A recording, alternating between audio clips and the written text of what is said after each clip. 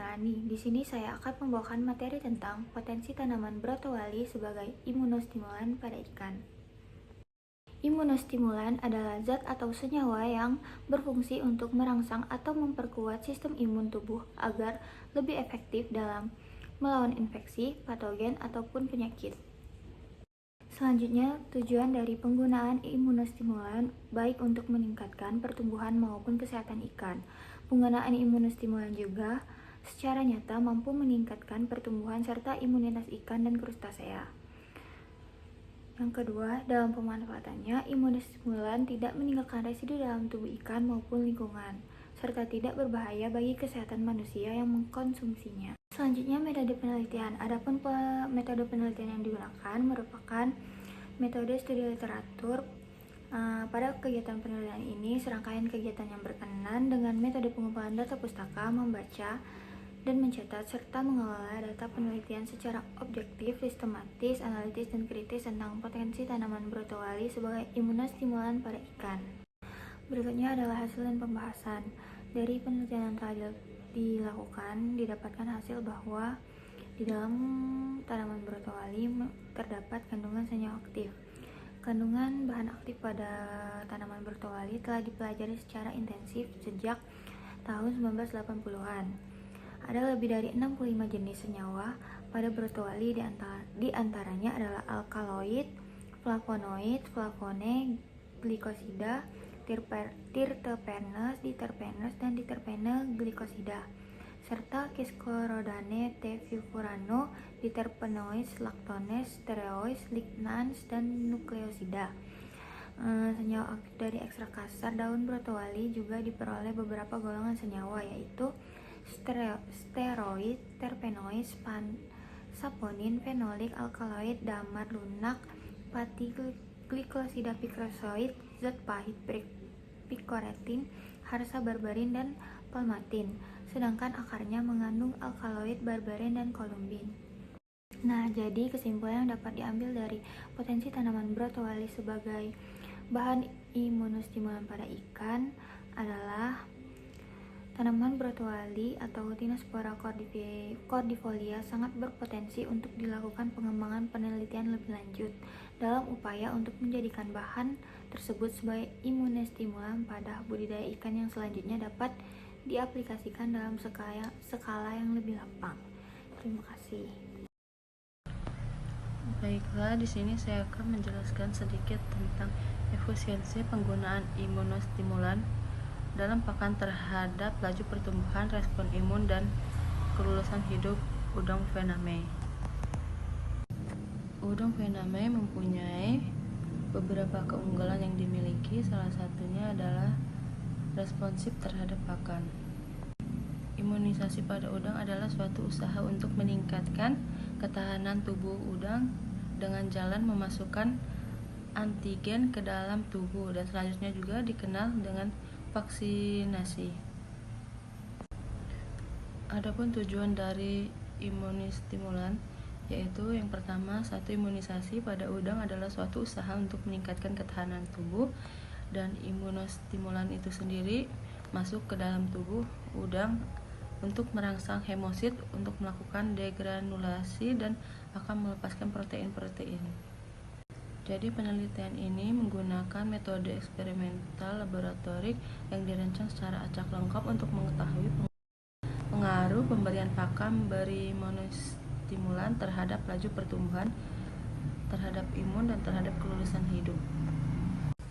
Dengan cara mengamati 30 hari pada udang yang akan diteliti. Berikut tabel hasil dari rata-rata laju pertumbuhan dan rata-rata kelulusan hidup pada udang faname. Jadi pada pembahasan hasil perhitungan tabel 4.1 bahwa pakan yang digunakan dalam penelitian ini adalah pakan buatan dengan kandungan protein kasar 30,20%, lemak kasar 8,60%, dan serat kasar 9,09%.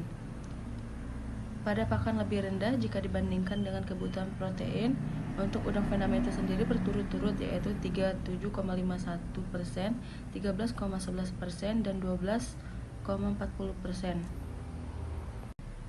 Hal ini menyebabkan tidak terdapat perbedaan antara laju pertumbuhan udang faname yang diberi pakan buatan berimunostimulan dan tidak diberi imunostimulan.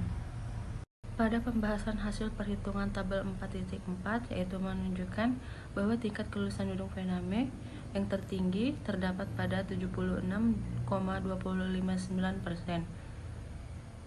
Adanya peningkatan tingkat kelulusan hidup ini menunjukkan bahwa imunostimulan yang masuk ke dalam tubuh udang faname dapat melindungi bersifat protektif. Pada udang faname terdapat adanya faktor dari luar yang masuk ke dalam tubuh udang, misalnya adanya infeksi oleh patogen yang merupakan salah satu penyebab utama terjadinya kematian udang. Hal ini disebabkan karena imunostimulan yang masuk ke dalam tubuh udang akan merangsang aktivitas pada sel-sel hemosit, baik agranular maupun genular, sebagai upaya untuk melawan patogen yang masuk ke dalam tubuh udang tersebut. Berdasarkan uraian di atas, nampak bahwa penggunaan pakan berimunostimulan dengan dosis 10% memberikan pengaruh yang terbaik terhadap respon imun dan kelulusan hidup udang faname.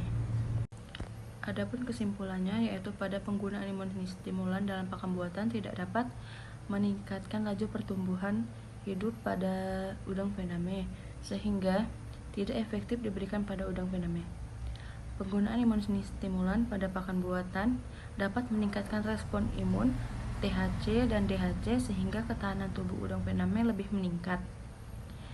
Pada penggunaan imunostimulan itu sendiri dalam pakan buatan dapat meningkatkan kelulusan hidup namun tidak untuk laju pertumbuhan pada udang faname.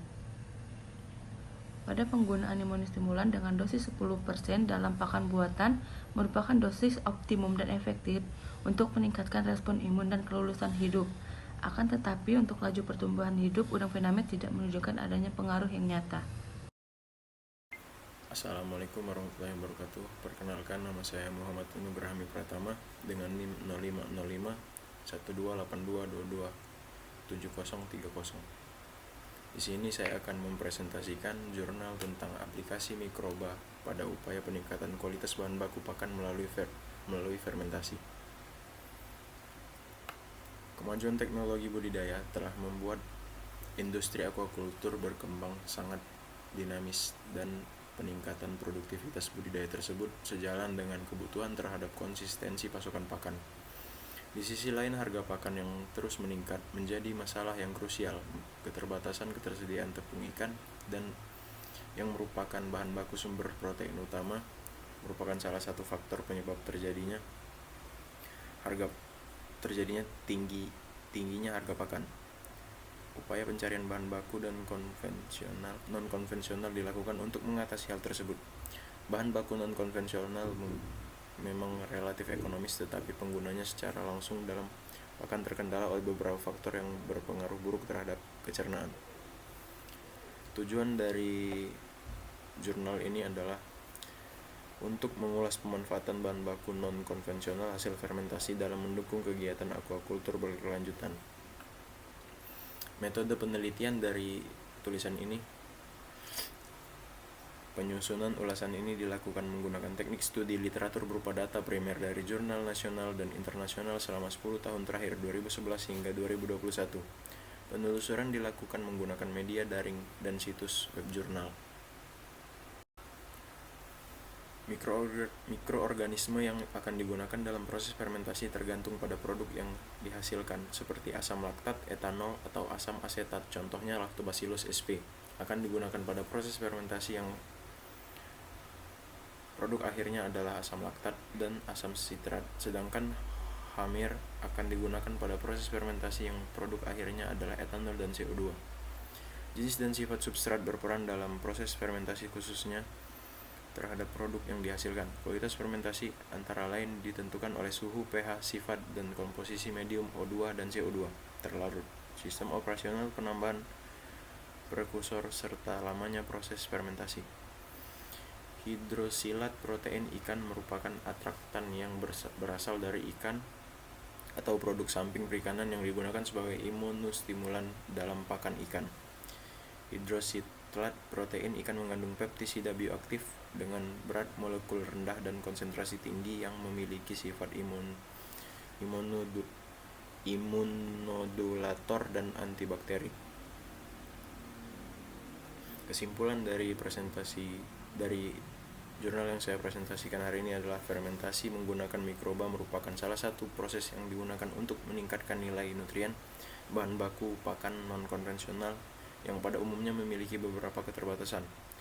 Bahan baku pakan hasil fermentasi memiliki kualitas yang lebih tinggi yang mendukung proses fisiologis ikan sehingga mengoptimalkan kinerja pertumbuhan, pemanfaatan pakan, kelangsungan hidup, ketahanan terhadap penyakit, dan toleransi terhadap stres. Sekian presentasi dari saya akhiri. Wassalamualaikum warahmatullahi wabarakatuh.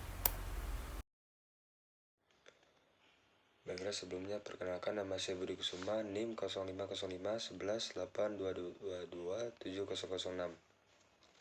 Di sini saya akan menjelaskan jurnal tentang pembentukan populasi sintetis untuk peningkatan kualitas genetik ikan mas,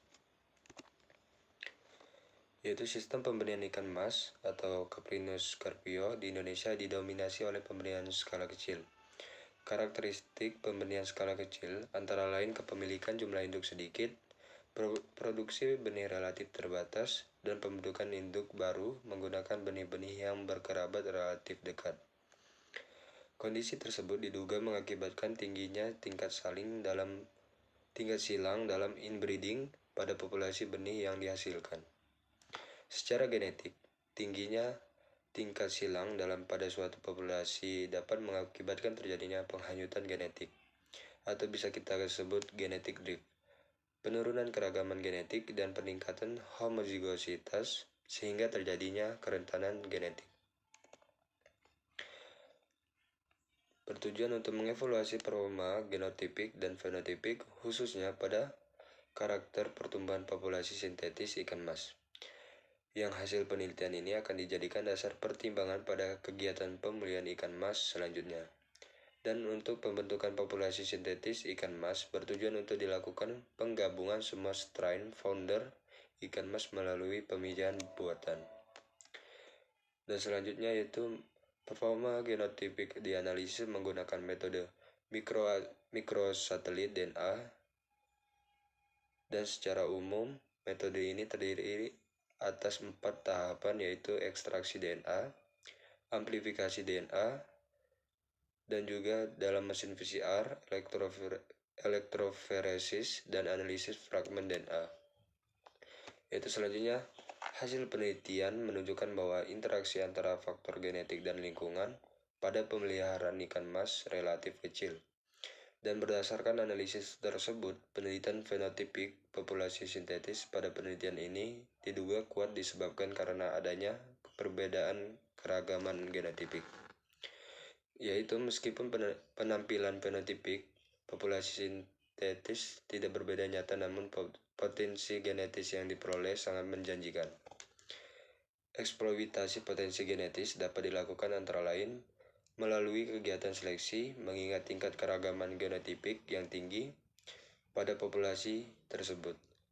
Pada tahap berikutnya yaitu kita menseleksi yang diperoleh perlu ditindaklanjuti dengan beberapa pengujian terkait lingkungan budidaya, seperti pengujian secara multilokasi dan multisistem. Hasil pengujian tersebut dan akan